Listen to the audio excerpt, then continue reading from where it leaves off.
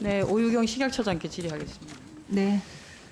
지난해 10월 24일 날 안국약품 리베이트 대상 의약품 82개 품목을 판매 정지 3개월 처분을 한 적이 있습니다. 이 안국약품이 89억 원의 리베이트를 68명의 의사와 17명의 보건소 의사들에게 제공을 했고, 그것에 대한 것으로 지난해 10월 24일 날 이렇게 3개월 행정 처분을 82개 품목에 대해서 했다가 그중에 6개 품목이 지난해 3월 달에 있었던 감기약 제조업체 생산 증대 지원 방안에 따라서 감기약 수급 안정화는 해야 되니까 요것은 이제 감기약이 수급 안정화가 되는 시점까지는 좀 유예하자라고 해서 6개 품목은 빠졌습니다. 감기약의 수급 안정화는 뭐 언제 될지 기약은 하긴 어렵고요. 어쨌든 6개가 처분 유예가 되었습니다. 저희가 그래서 해당 6개 의약품의 공급 유통을 의약품 종합 정보센터를 통해서 의약품 관리 종합 정보센터를 통해서 확인을 해봤습니다. 저기 보시면 아세트아미노펜 성분의 2개 약제 등 4개 의약품은 2022년에 이미 제조를 중단한 상태입니다. 네. 그러니까 이제 판매도 하지 않는 품목들을 3개월 판매 정지 처분을 했다가 이거 수급 안정화 대상 감기약이 들었네? 그마저도 처분 유예를 했는데 생산도 하지 않는 약을 판매 정지하겠다고 했으니 불법 리베이트 업체가 속으로 얼마나 쾌재를 불렀겠습니까? 이 6개 품목 말고 그러면 나머지 76개는 어땠을까라는 생각이 듭니다.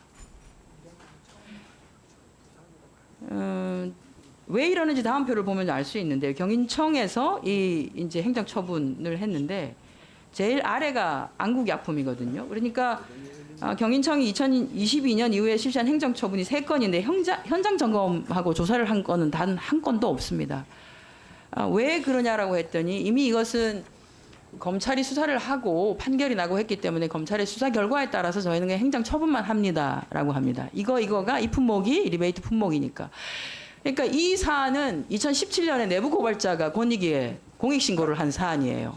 그래서 2018년에 권익위가 이것은 주요하고 진짜 이 공익신고자의 내용이 수사와 조사를 할 필요가 있다. 검찰은 수사를 해야 되고 그 식약처는 조사를 해야 된다라고 해서 대검과 식약처에 공문을 보냅니다. 수사하고 조사하라고. 그때 조사를 했으면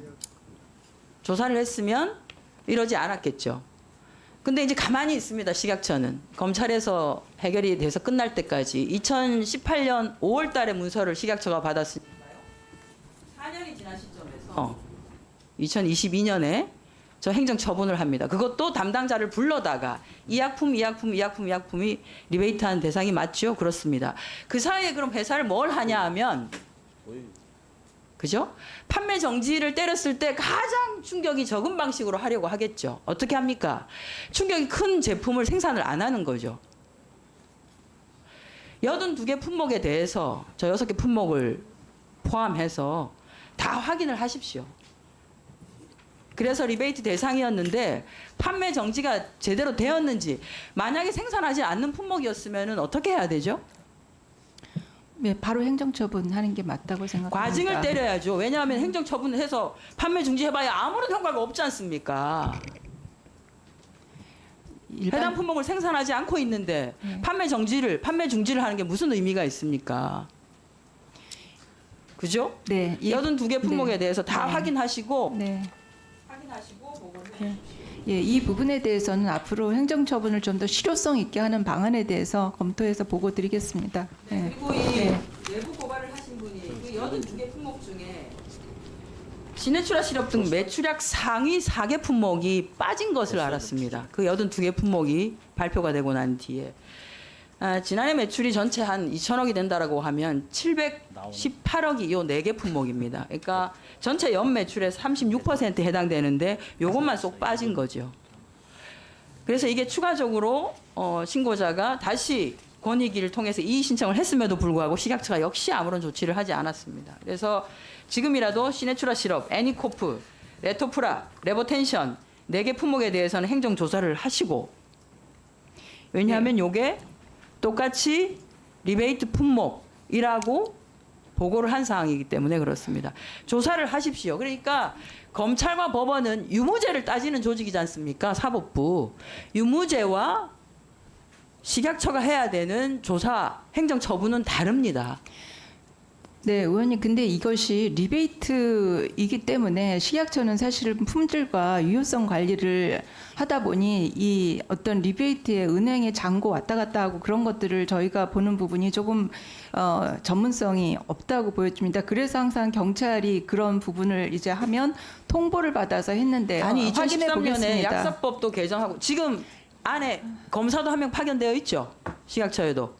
네, 서부지검에서 오신 분이 있습니다. 법까지 개정해가지고 조사할 수 있도록 근거도 만들어주고 했는데 네. 왜 안 하십니까? 네, 확인해 보겠습니다. 쓰지 않을 것 같으면 반납을 하세요. 법을 다시 개정하고 그 필요 없다고. 그냥 우리는 검찰의 수사 결과, 법원의 판단 결과만 가지고 하겠습니다. 그렇게 하세요. 왜 법은 이렇게 바꾸어놓고.